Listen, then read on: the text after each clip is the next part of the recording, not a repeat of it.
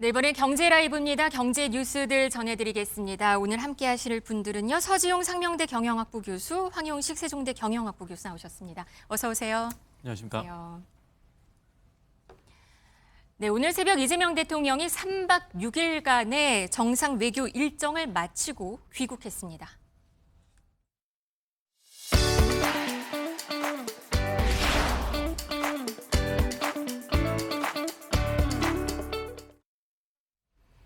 네, 일본과 미국의 순방 마무리가 됐습니다. 그리고 오늘 새벽에 도착을 했는데요. 새벽 1시 23분이었습니다. 3박 6일이었어요, 교수님. 그렇죠. 굉장히 바쁜 일정이었어요. 보통 6일 정도 되면 5박 6일인데 그렇죠. 3박 6일이었습니다. 네, 맞습니다. 그래서 그만큼 일정이 빡빡한 만큼 이번 방미의 어떤 그 과정이나 모든 네. 것들이 그만큼 엄중한 그런 상황이었고 그런 의미에서 어떻게 보면은 실무진도 실제로 좀 며칠 전에 또 미리 사전에 방문을 해서 또 사전 조율을 좀 했고 그래서 아마 제가 그동안 봐왔던 역대 방미 어떤 그런 순방이나 이런 것들 대통령들 봤을 때 가장 좀 어떤 긴장감이 좀 도는 그런 것이었지 않을까. 왜냐하면 상대가 바로 트럼프이기 트럼프 때문이죠. 대통령. 네. 네. 한미 동맹을 좀 확인했다라는 그런 분석도 많습니다. 여기에 국내 조선업체들의 그 역할이 컸는데요.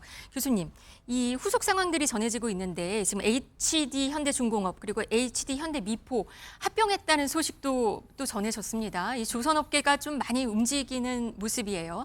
예, 그렇습니다. 이제 HD 현대중공업하고 미포조선 같은 경우는 차별성이 있는 회사죠. HD 현대중공업 같은 경우는 대형 선박이나 방산에 특화되어 있는 업체고요. 네. HD 현대미포 같은 경우는 중형 선박 건조에 이렇게 강점을 가지고 있어요. 네. 그러다 보니까 이제 최근에 마스가 프로젝트 때문에 이제 미국의 어떤 선박 제조 수요가 많다 보니까 좀 능동적으로 대처하기 위해서 두 개 기업이 이제 합병하지 않았나 생각되고요. 특히 이제 HD 현대중공업 같은 경우는 그 세종대왕급 이지스 구축함 세대 그 건조했던 그런 회사거든요. 네. 그러다 보니까 이제 아무래도 대형 방산 쪽에 특화돼 있다 보니까 기대가 크고 그다음에 두 개 이제 합병하면서 시너지 효과가 좀 생기지 않을까 생각됩니다. 뭐 비용 절감이나 그다음에 그 도크 재배치 같은 데도 좀 도움이 될 것 같고요. 네. 무엇보다도 이제 생산 건조에 대한 미국 수요에 발빠르게 대응하면서 이제 그 어떤 수주에 도움을 받지 않을까 생각됩니다.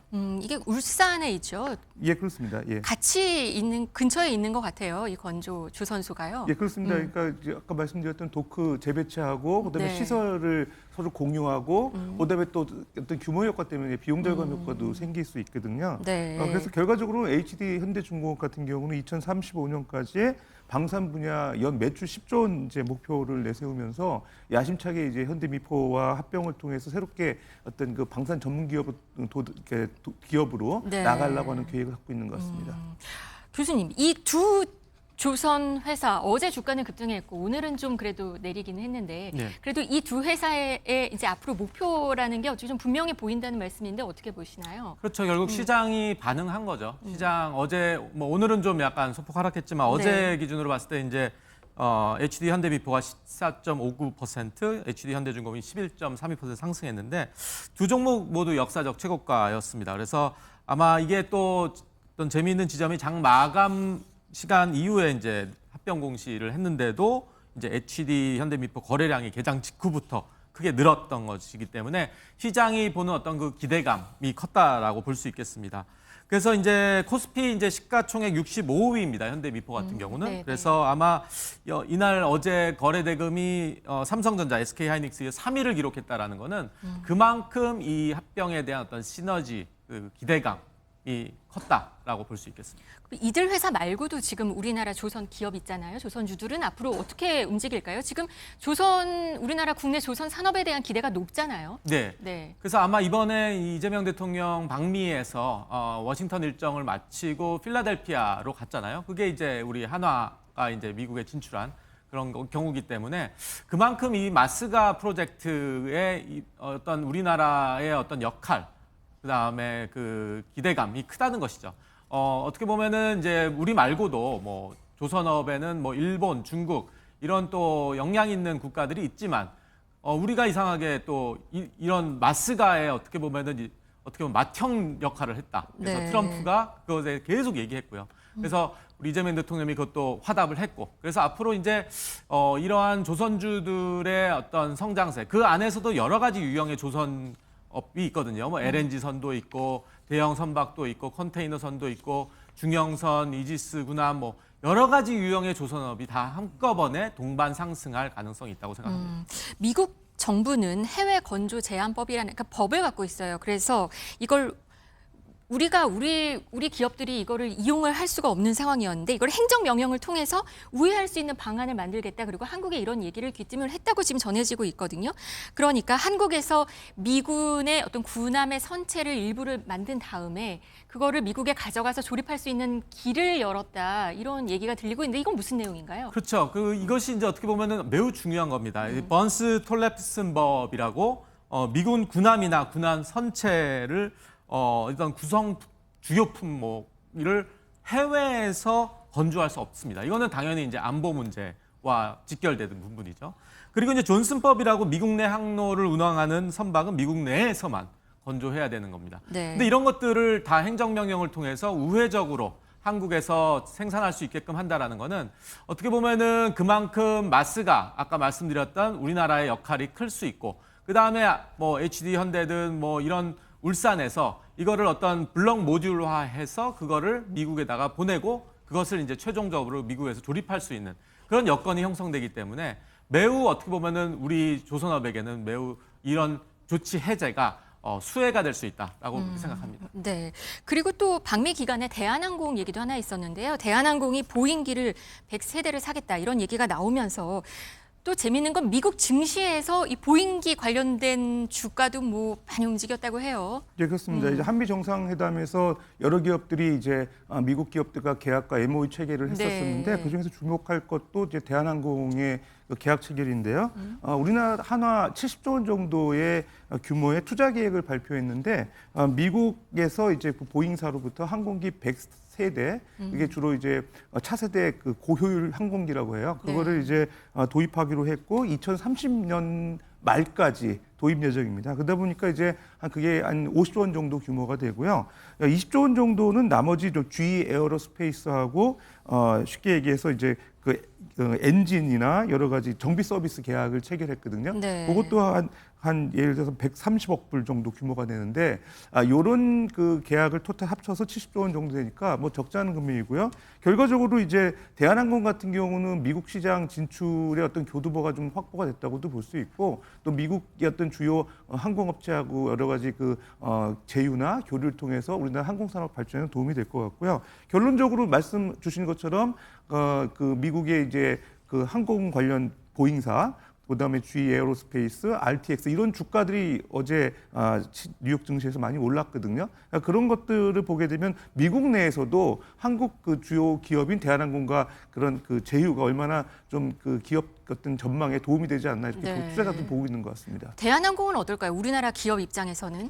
예, 우리나라 기업도 좀 전에 말씀드린 바와 같이 이제 아시아나 합병 이후에 사실은 그 국내선이나 그다음에 해외선에서 어떤 독점적 지위를 노리고 있는 어떤 기대를 갖고 있는데 해외 진출까지 하면서 좀 더 미국 시장에서 입지를 넓혀갈 가능성이 있고요. 네. 그다음에 또 기술 제휴 측면에서도 아무래도 뭐 G나 그다음에 보잉사로부터 여러 가지 그 기술 제휴나 이런 도움도 받을 수 있기 때문에 상대적으로 이런 판매 어떤 진출 그런 거 외에도 여러 가지 부수적인 수익도 좀 기대할 수 있지 않나 생각합니다. 네, 이 대통령 귀국과 더불어서 지금 또 하나씩 분석들이 나오고 있습니다. 일단 한미일 어떤 허들은 좀 넘었다, 동맹의 허들은 넘었다라는 평가가 많은데요. 교수님, 잘한 포인트라고 하면 어떤 거를 좀 꼽을 수 있을까요? 네, 그러니까 정말 아마 새벽에 저도 보면서 제일 제가 걱정했던 거는 이제 트럼프 대통령의 돌출 발언이라든지 돌출 행동일 거예요. 그래서 혹자는 Z의 모먼트, G의 모먼트를 피해라. 그러니까 젤렌스키와의 어떤 회담에 있어서 어떤 좀 과거에 있었던 것들이 네네. 혹시라도 또 재현되는 것이 아니냐 했는데 네. 정말 이재명 대통령이 유연하게 잘 대처를 했습니다. 근데 이제 제가 많이 주목했던 부분은 이재명 대통령의 이제 그 트럼프 회동도 있었지만 이후에 이제 프레스 컨퍼런스였거든요. 네. 그때 얘기했던 키워드가 바로 이제 안미 경중이었습니다. 그러니까 그동안 이제 미국 내의 어떤 인식이 안보는 미국, 경제는 중국, 한국은 좀 그렇게 돼가고 있어라고 해서 약간 부정적인 기류가 있었는데 그런 것이 아니다라는 거를 명확하게 짚어주셔서 그것이 이제 해소가 됐다. 그리고 이제 미국은 어떤 면에서는 이제 한국은 좀 우리가 신뢰할 수 있고 믿을 수 있는 파트너가 됐다라는 인식을 이재명 대통령이 줬다라는 건 큰 의미가 있다라고 보겠습니다. 네, 그런데 다가올 과제를 좀 우려하는 목소리들도 많습니다. 사실 문서화된 내용이 없기 때문에 그게 오히려 득이 될 수도 있지만 또 어떤 면에서는 좀 걱정되는 부분이기도 하거든요.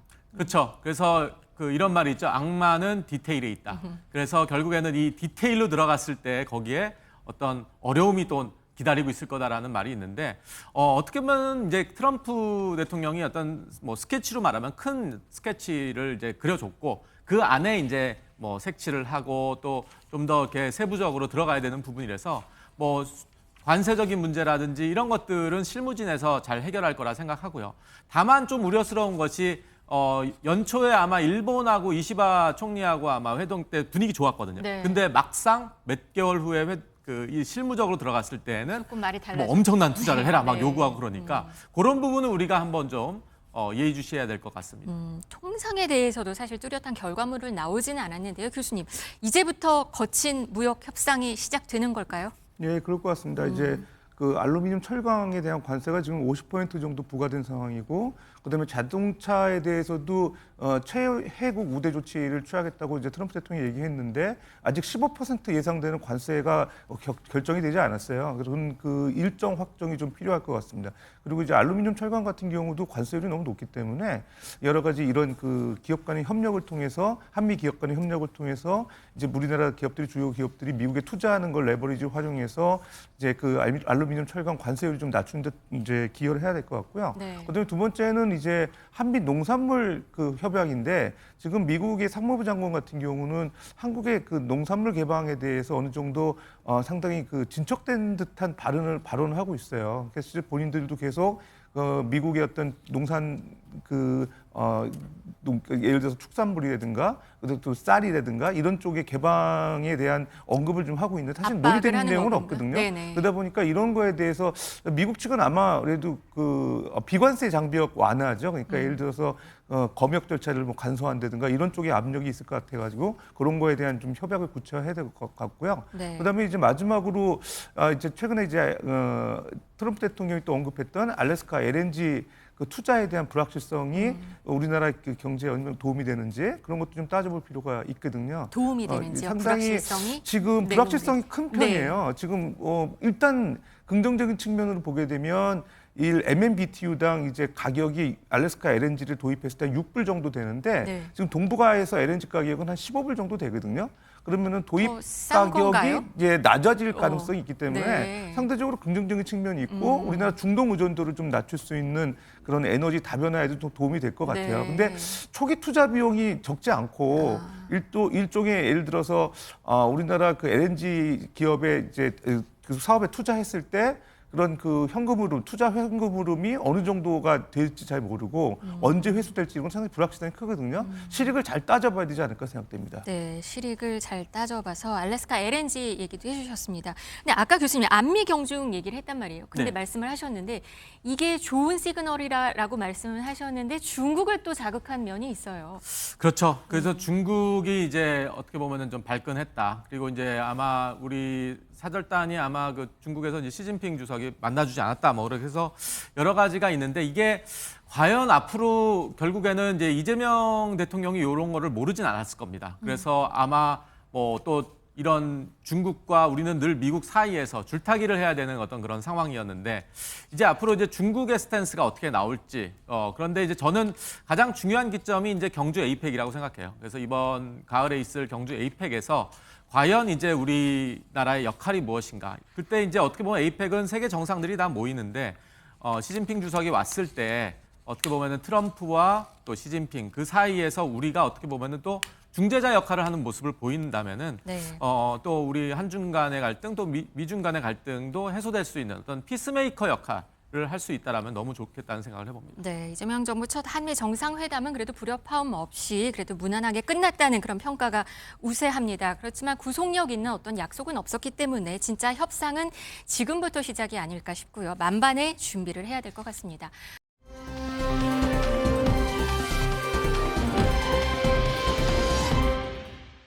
이번에 속보 하나 전해드리겠습니다. 조금 전에 나왔는데요. 기준금리가 결정이 됐습니다. 한국은행 기준금리가 2.5%로 동결이 됐습니다.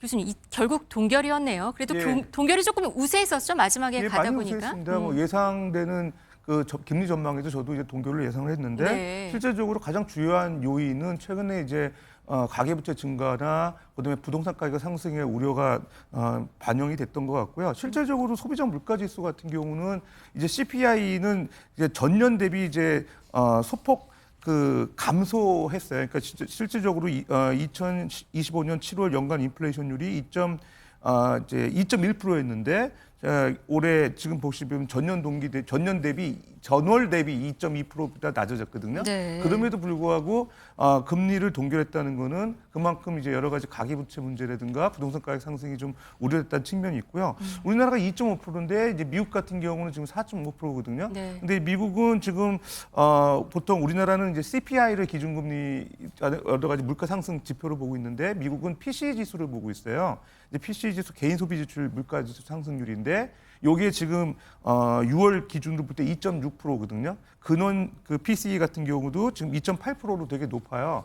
미국의 연준의 물가 기준 타겟 레이트가 2%인 걸 비해 보면 꽤 높거든요. 네. 그럼에도 불구하고 파월 연준 의장이 기준금리를 낮출 가능성이 있다 언급을 했기 때문에 좀 기준금리 낮아질 가능성이 있긴 한데 미국의 기준금리가 낮아질 가능성이 예, 가능성이 있고. 있긴 한데 우리나라랑 기본적으로 한 2%포인트 이상 차이가 네, 나기 네, 때문에 상대적으로 좀 지켜봐야 될 것 같고 미국은 경기가 상대 팽창 국면이고 물가가 높고 우리나라는 경기 하강 국면이기 때문에 기준금리가 낮아져야 되는데 미국과의 기준금리 차이 때문에 앞으로 사실 낮추긴 상당히 부담스러운 측면이 있습니다. 네, 알겠습니다. 그리고 수정 경제 전망도 내놨습니다. 올해 성장률 예상치가 원래는 0.8%였는데 0.9%로 올렸습니다.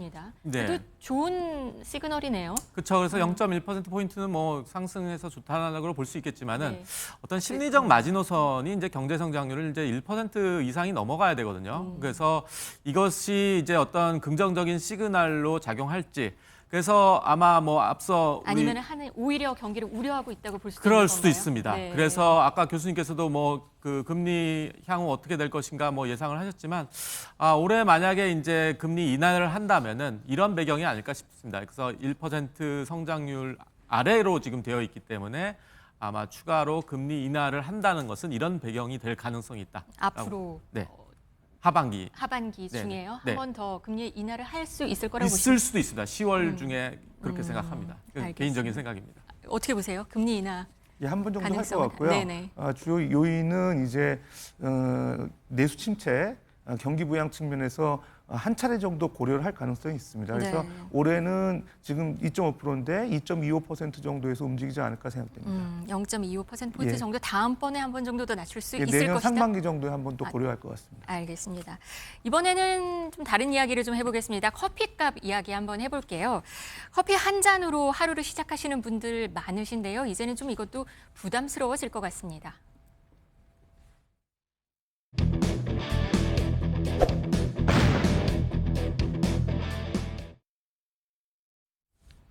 네, 커피값이 또 오른다고 합니다, 교수님.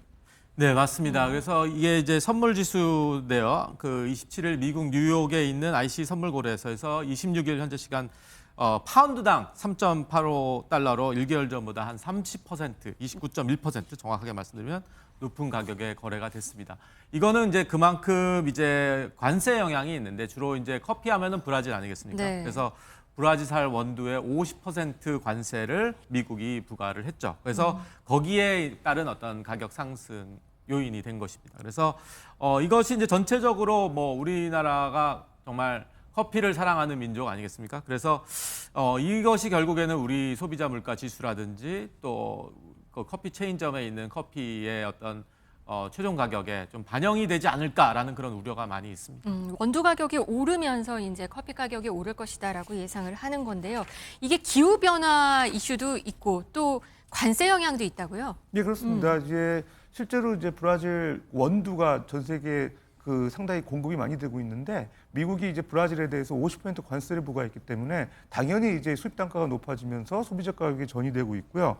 그다음에 지금 말씀하신 기후도 상당히 올해 좀 변동성이 컸어요. 그러니까 좋을 때도 있었지만은 상당히 여러 가지 비도 많이 오고 여러 가지 커피가 작황하는데 상당히 그 불리한 환경도 있었기 때문에 대체적으로 이렇게 그 실적이 작황이 좋지 않았던 것 같습니다. 그다음에 이제 두 번째는 사실은 최근 들어서 우리나라에서 이제 원두 수입할 때 이제 원달러 환율이 최근 들어 좀 오르고 있어요. 네. 도입 단가가 결과적으로 상승하게 되면서 올라가는군요. 네. 이제 우리나라 소비자 가격에 이제 반영되는 측면이 있고요. 그러다 보니까 실제로도 우리나라 7월 소비자 물가 통계에 보게 되면 이 커피 가격이 전년 대비 15.9% 상승했거든요. 그러니까 이게 16%면 상당히 뭐 얼마 안 될 것 같이 보이지만 두 자릿수 상승했다는 게 사실 주목될 엄청 만하고 많이 오른 거 아닌가요? 우리가 이제 네. 경제 성장 물가 상승률이 지금 2%잖아요. 네네. 거기에 비하면은 뭐 8배 이상 높은 수치거든요. 다른 여러 예. 가지 부대 비용이 같이 올라서 이 가격이 더 오른 거라고 볼 수 뭐 있는 그럴 건가요? 수도 있을 것 같습니다. 이게 결과적으로 7% 넘는 거. 환율, 그다음에 미국 관세부가, 그다음에 기후 변화에 대한 작황 안 좋은 문제, 그다음에 우리나라 지금 또 보게 되면 이 커피 경쟁이 좀 치열한데요. 네. 대체적으로 이제 또 너무 이렇게 좀 영세한 그런 커피 판매하시는 분들 같은 경우도 여러 가지 인건비나 이런 것도 올랐기 때문에 또 이 소비자 가격의 전이가 안 될 수 있는 그런 상황은 아니거든요. 그러니까 직원도 인건비도 오르기 그러기 네. 때문에 결과적으로는 소비자들은 상당히 부담이 된 것만은 사실인 것 같습니다. 커피뿐 아니라 지금 물가 다 오르고 있습니다. 올해 너무 더웠고 비도 많이 오면서 뭐 신선식품, 그러니까 뭐 야채뿐만 아니라 뭐 수산물 가격도 지금 안 오른 게 없다고 할 정도인데요. 이 밥상 물가 정말 또 걱정입니다. 예, 그렇습니다. 이제 생활 물가 지수가 소비자 물가 지수보다 높은 게 어느덧 지금 보게 되면 7, 8년 전부터 계속 높거든요. 네. 근데 이게 한국은행 같은 경우는 소비자 물가 지수 지금 2%에 근접했다고 그래가지고 자꾸 금리도 기준금리 낮추려고 하고 노력은 하는데 제가 볼 때 이제 좀 우리나라 그 물가 지수에 대한 산출 시스템이 좀 개선이 될 필요가 있어요. 미국 같은 경우는 아까 지금 말씀드렸다시피 PCE 지수라고 해서 그 미국 내에 있던 도시나 농촌 지역 전부의 어떤 그 소비 지출 현황을 조사를 해가지고 네. 상당히 그 현실성 있는 그 물가 지표를 공개를 하거든요. 미국은요? 예, 그렇습니다. 우리나라는 지금 소비 그 물가 바스켓이 460개의 생활 품목을 가지고 그걸 가지고 이제 우리나라 가격 지표를 정하는데 네. 그게 이제 그 변경 주기도 상당히 늦어요. 우리나라는 미국은 매년 그걸 바꾸고 있는데 우리나라 그 기준금리 대상이 되는 품목 바스켓을 우리나라는 변경하는 게 3년에 한 번씩 바꾸거든요. 그러니까 상당히 그 주기도 빠르지 않고 하다 보니까 현실 물가를 반영하는 정도가 어렵다. 그게 이제 저 문제인 것 같아요. 그래서 두 번째는 또 우리나라 소위 말해서 자영업 하시는 분들이 너무 많거든요. 네. 그러다 보니까 이 대기업 같은 경우는 이렇게 도입 단가가 높아지고 여러 가지 물가가 오르게 되면은 그 생산 효율화를 통해서 이제 공정을 이제 비용 절감하고 이런 쪽으로 가거든요. 네. 그러다 보니까 규모의 경제가 가능하기 때문에 가격을 이제 낮출 수 있는 원가 절감을 통해서 비용 절감을 통해서 이제 소비자 가격을 낮출 수 있는데 자영업 하시는 분들은 그게 어렵거든요. 1인 고용자들이 지금 너무 많은데 네. 그분들한테 가격 낮추라고 하면은 소비자 그 가격 올리는 것밖에 없거든요. 그래서 사실 그런 문제도 우리나라의 물가 상승의 구조적 문제가 아닌가 생각합니다. 자영업자들 그래서 그런지 오늘 아침에 나온 소식을 보니까 자영업자들 창업도 지금 많이 줄고 있는 걸로 보입니다. 그렇습니다. 상반기 창업이 8% 감소했거든요. 네. 그러니까 결과적으로는 음식점, 부동산 다 줄어들었다는 거예요. 그러니까 장사가 안 되다 보니까 폐업하는 분들이 너무 많이 생긴 거예요. 네. 결과적으로 소비 위축과 외식 경기 침체, 건설 경기 부진이 주요 요인으로 나오고 있는데 실제적으로 우리나라 그 도소매업이 가장 많이 타격을 입은 것 같아요. 그러니까 상반기 전년 대비 한 8% 감소했거든요. 이렇게 가다 보면 우리나라 자영업 하시는 분들 진짜 경기가 어려워서 폐업률이 더 빠르게 늘어날 우려가 있고요. 네. 결과적으로는 내수 진작을 통해서 민간 소비가 늘어날 수 있게끔 여러 가지 정부가 행사도 지금 많이 하고 있는데 네. 여러 가지 그 민간 소비 진작을 위한 뭐 신용카드 소득공제 상향 조정이라든가 전통 상점에서 이제 소비한 분들에 대해서 소득공제를 더 많이 해주신다든가 그런 거는 조금씩 나오고 있어요. 예, 나오고 최근에. 있어요. 지금은 네. 상생 그 페이라고 페이백도, 해가 예, 페이백 또 해주는 있고. 분들이 있거든요. 그런 제도들이 좀 더 활성화돼서 내수가 좀 진작돼야 되지 않을까 생각합니다. 소비 진작이 그만큼 중요한 건가요? 지금 우리나라 경제를 좀 살리게 하는데 근데 물가가 너무 많이 지금 올라서 우리나라 경제 성장률 보게 되면 올해 진짜 1%가 안 될 수 있는 우려가 있잖아요. 그런데 우리나라 그 경제 성장의 어떤 그 내용을 들여다보면 그 이제 수출입 분야, 무역 분야가 한 42% 정도 되고 우리 그 소위 말해서 민간 소비가 50% 정도를 차지해요. 그러니까 우리나라도 이제 수출 주요국이라기보다도 수출로 먹고 사는 나라기보다도 내수 시장이 큰 나라인데 내수가 이렇게 그 진작이 안 되다 보면 결과적으로 경제 성장률 2% 달성은 너무 어려운 거고요. 네. 1%도 지금 사실은 수출 같은 경우도 수출입이 글로벌 그 여러 가지 시장에서 수요가 상당히 들쭉날쭉하기 때문에 또 미국 수출이나 중국 수출 같은 경우 상당히 요즘에 길이 많이 막혀가지고 그 과거처럼 이렇게 수출 무역 수지가 개선되지 않고 있기 때문에 결국 내수가 확실한 어떤 그 경제 성장의 원동력인데 네. 이 부분을 소홀히 하다가는 결과적으로 올해 진짜 1% 달성도 어렵지 않을까 생각됩니다. 그나마 다행인 거는 최근에 들린 얘기가 꽃게가 그래도 풍년이라고 합니다. 그래서 아까 말씀하신 대로 여러 소비 진작책들이 나오고 있는데 또 대형마트들도 꽃게에 대해서는 뭐 할인도 많이 하고 지금 그런 분위기라고 해요. 그렇죠. 그래서 뭐 여러 대형 마트가 이제 꽃게 할인 행사들을 해서 뭐 10년간 최저가다라고 이제 얘기하면서 하는데 네. 그 롯데마트 같은 경우가 이제 보니까 이제 물가 잡기 캠페인이라고 해서 활꽃게 100g을 행사 카드로 결제 시 뭐 992원에 판매한다든지 뭐 금방 마감되고 그런 거 그렇죠. 같아요. 그래서 네. 아마 오픈런을 하셔야 될 겁니다. 그래서 네. 이런 것들이 아마 그 대형마트가 어떻게 보면 좀 솔선수범해서 정부가 아닌데 이렇게 물가 잡기, 서민 물가 잡기에 노력을 하는 것 같다는 생각을 해봤습니다. 네.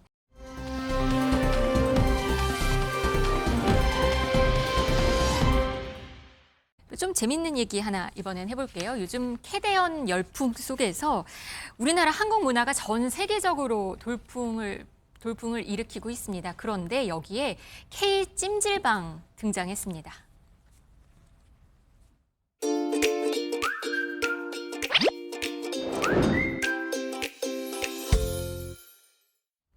K 찜질방이 뜬다. 그러니까 K 푸드 있었고요, K 뷰티 있었고요, 뭐 K 팝 물론 있었고요. 이번엔 K 찜질방이군요.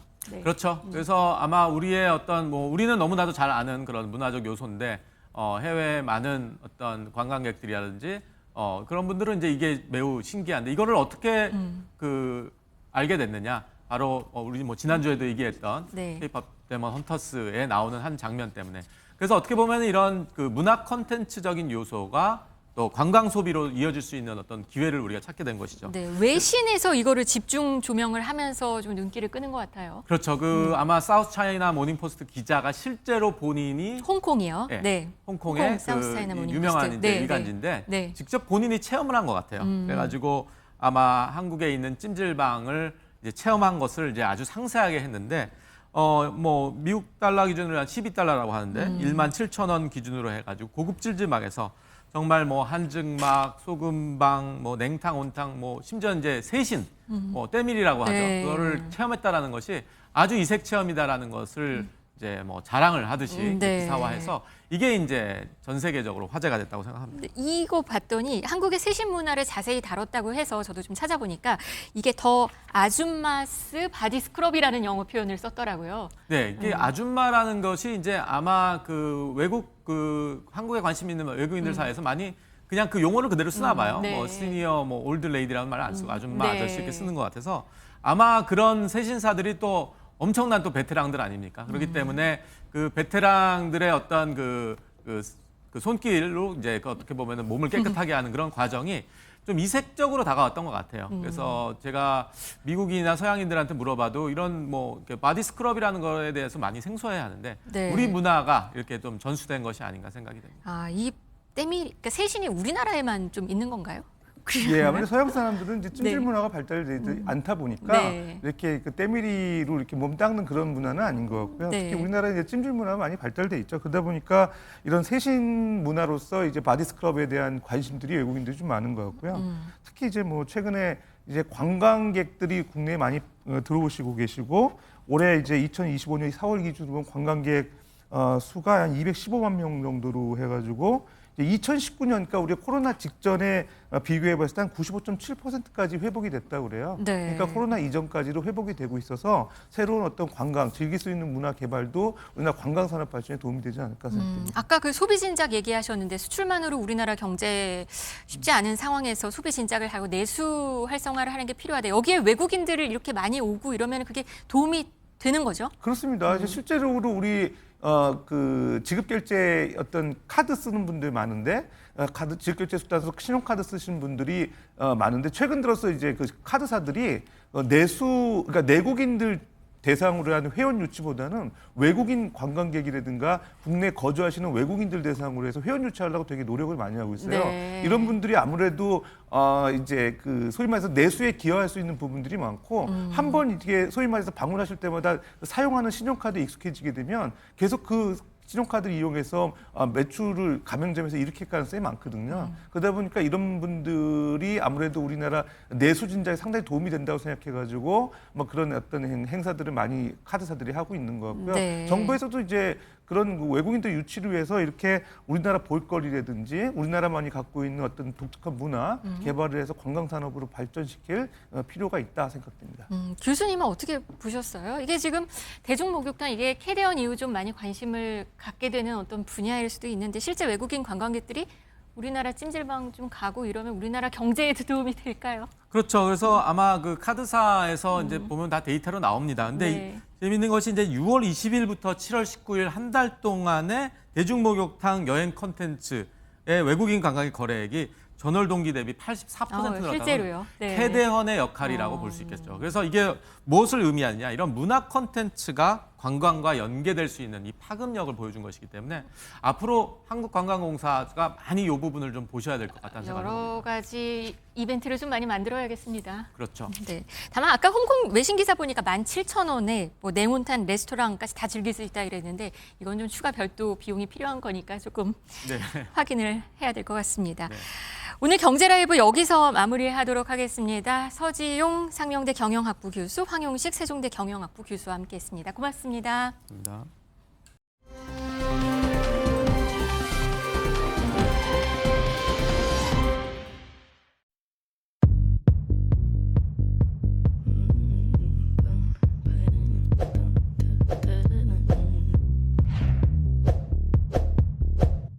White shirt now with my bloody nose sleeping. You're on your tippy toes creeping around like no one knows. Think you're so criminal. Bruises on both my knees for you. Don't say thank you. Oh please, I do what I want when I'm wanting to. My soul so cynical. Duh.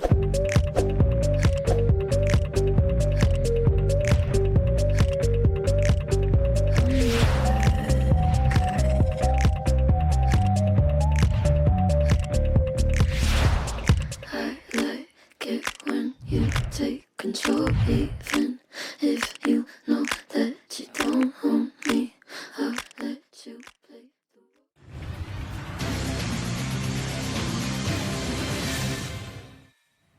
뭐 하고 살지, 뭐 먹고 살지 알아보는 오늘 모사니 시간 코너 준비되어 있습니다. 자, 보기만 해도 삶이 나아지는 생활 속 경제 이야기 속속들이 알아가 보도록 하겠습니다. 오늘 함께해 주실 분 소개해드리도록 하겠습니다. 차영주 ISF 경제연구소 소장님 나와주셨습니다. 어서 오세요. 안녕하십니까?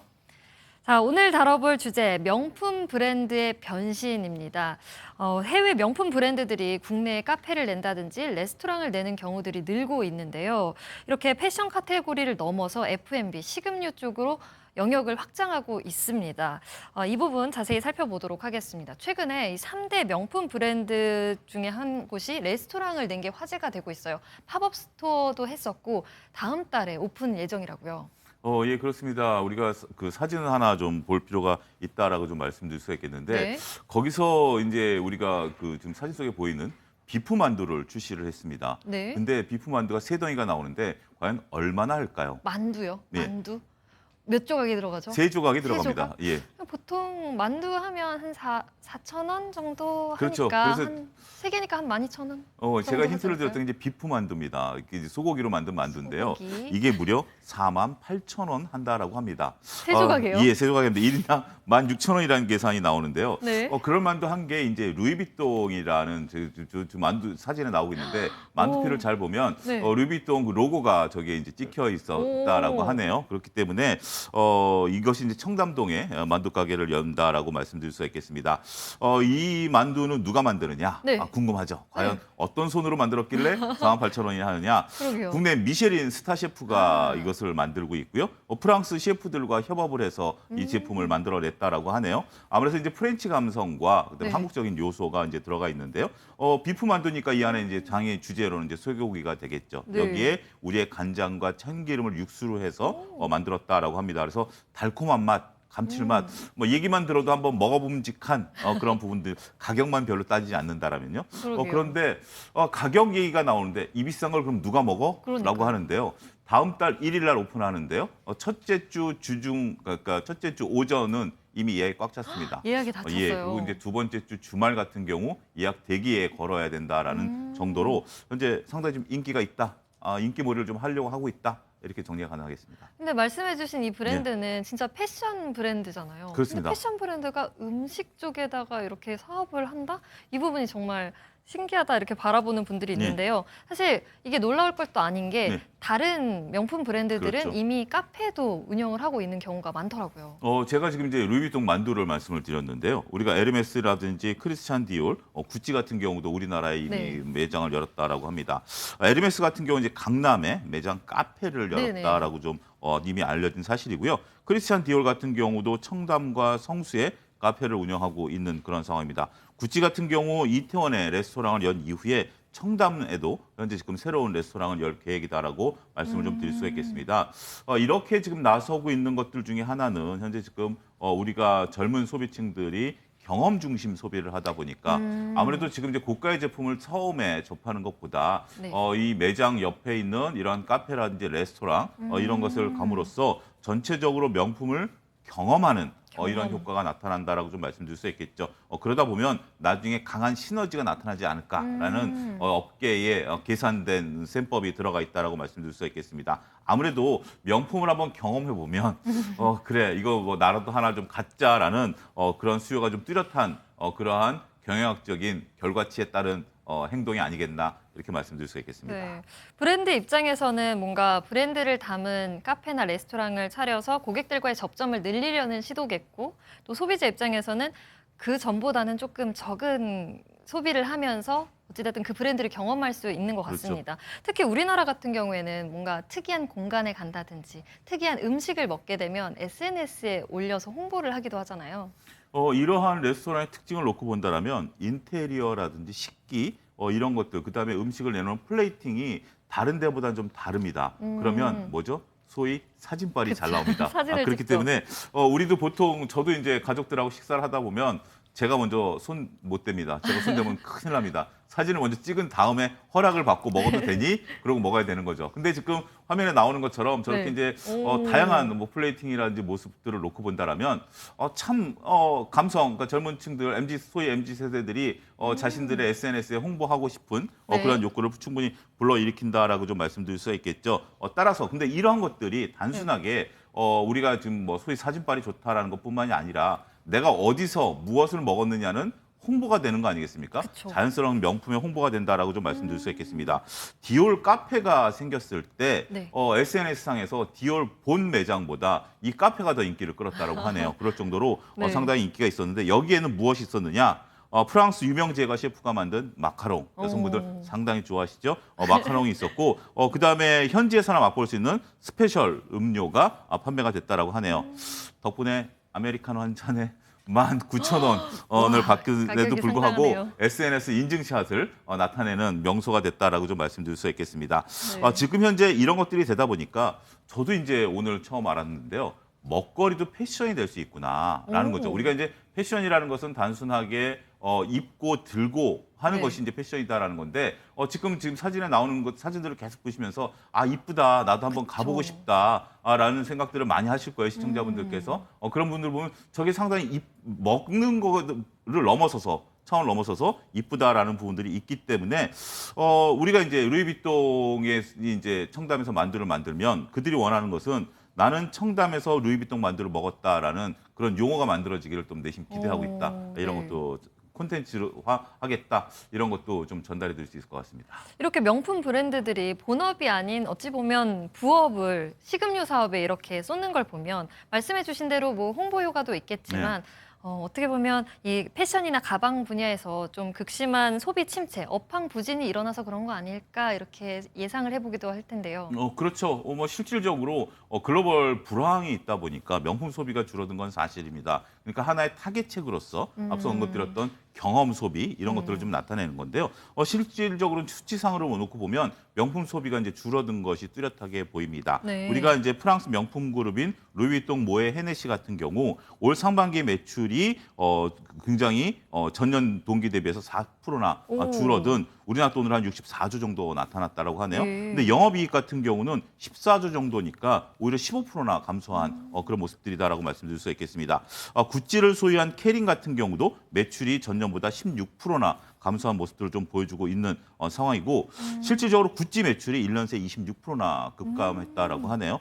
그러다 보니까 이들이 새로운 모멘텀을 찾는 그런 부분들이 아니겠나 싶습니다. 아무래도 소비 불황 속에서 우리가 뭐 실질적으로 가방, 옷 이런 것들을 사는 것보다 뭐 커피 한 잔 마시는 아무리 비싸도 그래도 내가 명품 커피를 마신다라는 부분들을 통해서 고객 접점을 높이면서 앞서 언급드렸던 것처럼 시너지 효과, 향후에 이런 것들을 기대하는 새로운 그 탈출구가 아니겠나 이렇게 좀 말씀드릴 수가 네. 있겠습니다. 명품 브랜드들도 마찬가지로 이렇게 활동을 하고 있지만 또 글로벌 패션 브랜드 자라에서도 명동에다가 카페를 열기도 했다고요. 예, 그렇습니다. 스페인 마드리드, 그다음에 중국 난징에 이어서 세 번째라고 하네요. 저도 이제 여기 집이 가까우니까 아내랑 한번 가보려고 이 자라 카페 정도는 한번 가볼만 하겠다라고 좀 말씀을 좀 드릴 수가 있겠습니다. 아무래도 명동에는 전 세계 관광객들이 다 모이다 보니까 이런 것들이 좀 있다라고 말씀드릴 수가 있겠습니다. 이름이 자 카페입니다.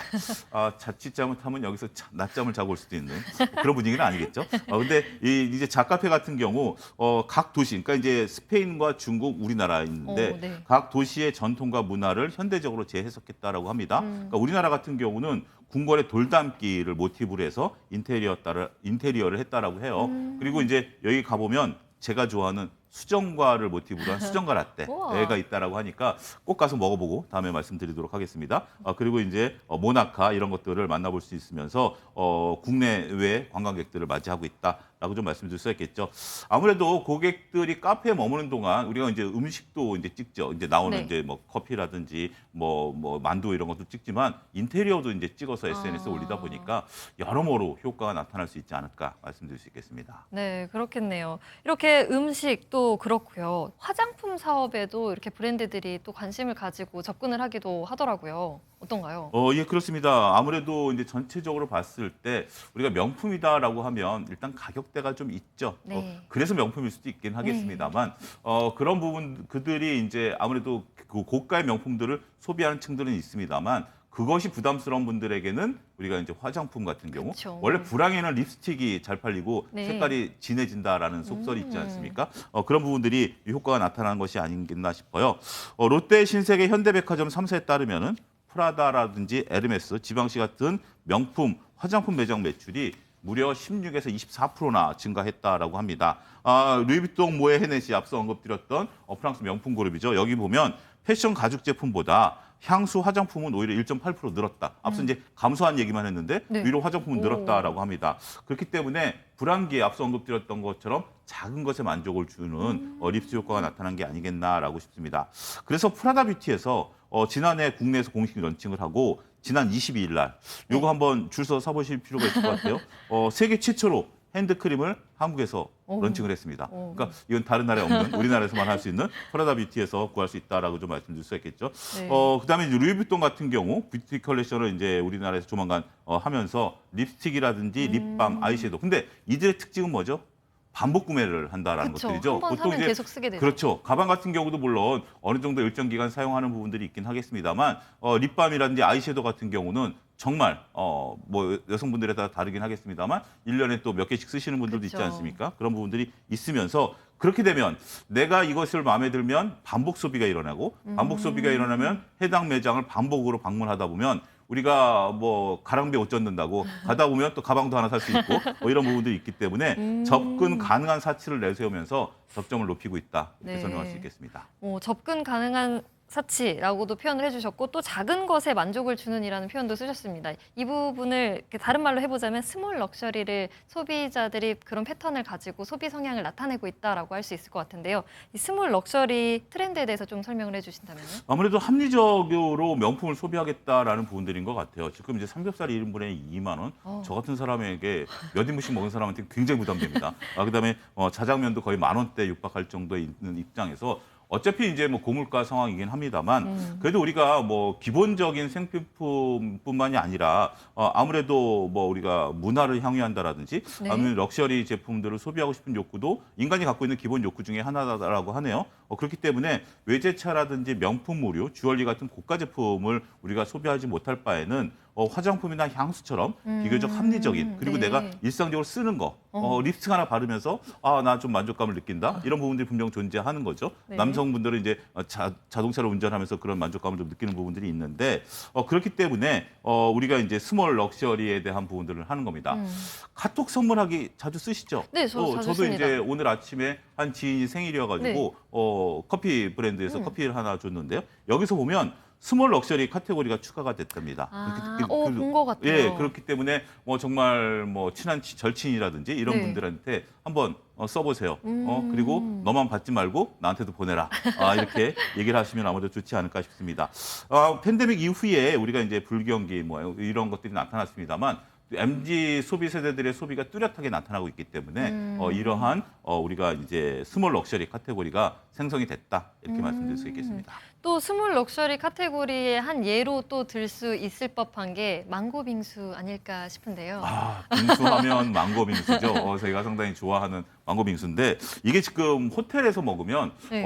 얼마 전에 10만 원 넘었다는 얘기를 제가 들었던 것 같은데 그것도 과거 얘기더라고요. 그러네요.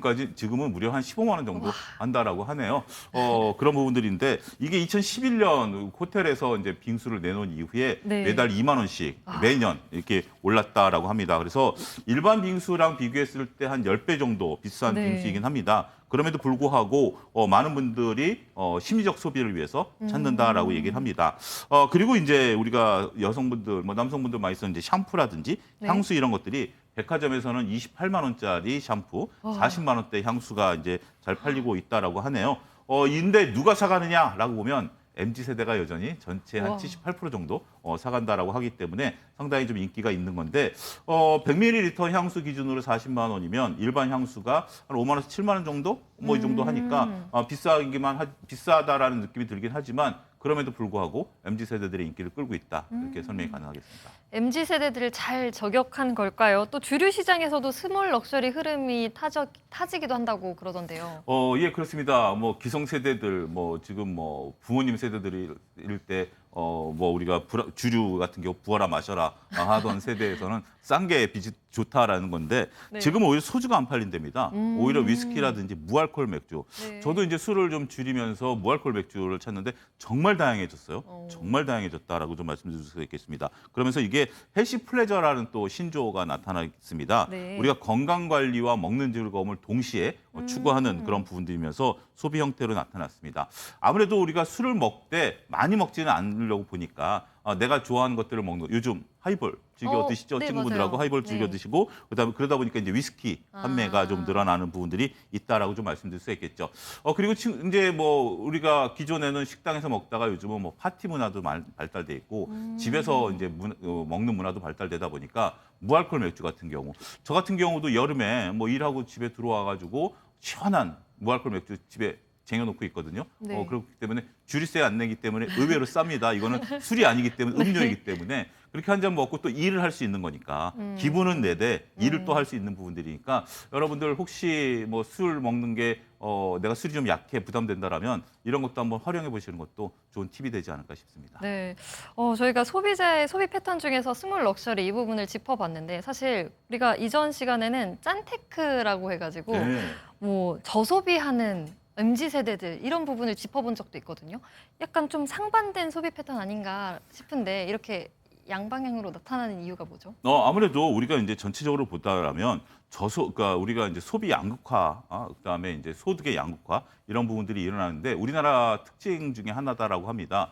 고소득층 그리고 뭐 꼭 고소득이 아니다 하더라도 네. 고소비를 하는 층들도 있고 네. 또 우리가 합리적인 소비를 하는 부분들이죠. 빙수 같은 경우 우리가 애플망고 빙수 같은 경우 15만 원짜리가 있긴 하겠습니다만 우리가 이제 브랜드 커피숍 가면 보통 5천 원도 안 해요. 그 빙수가. 네. 그래서 저도 아내랑 가끔 이제 그 저녁 때 산책하다가 도대체 산책하러 살 빼러 나갔다가 빙수 한 그릇 먹고 오면 살을 빼는 건지 뭔지 모르겠습니다만 부담이 안 되다 보니까 그렇게 가볍게 또 즐기기도 하는 또 문화가 있는 것 같아요. 그러니까 사람들이 그래도 쓸 때는 내가 한번 좀 기분 좋게 통 크게 쓰겠다라는 부분들도 있고 평상시에 내가 아낄 수 있는 부분들은 또 나름대로 합리적으로 아끼겠다라는 것이 이게 어떻게 보면 꼭 돈이 있어서 돈을 쓰고 돈이 없어서 돈을 안 쓴다 이런 개념보다는 네. 상황에 맞춰서 소비를 하는 부분들이 있고 때로는 있으면서도 아끼고 때로는 나름대로의 과소비에 따른 만족감도 얻는 하나의 문화적인 변화가 아니겠나라고 싶습니다. 그렇기 때문에 우리나라 같은 경우 모두가 다 화랑이에요. 그러니까 백화점에서 립스틱도 잘 팔리고 호텔에서 망고 빙수도 잘 팔리지만 또 저가형 브랜드에서도 줄 서서 그런 것들을 소비하는 그런 모습들이 나타나고 있는 그런 것들이 하나의 사회적 현상이다 이렇게 설명이 가능하겠습니다. 네, 저희가 명품 브랜드의 변신을 짚어보면서 또 그 뒤에 숨겨진 경제적인 의미도 짚어봤고요. 또 소비자의 소비 패턴, 스몰 럭셔리와 또 이제 짠테크, 저소비 코어까지 이렇게 짚어봤습니다. 네, 오늘 말씀은 여기까지 듣도록 하겠습니다.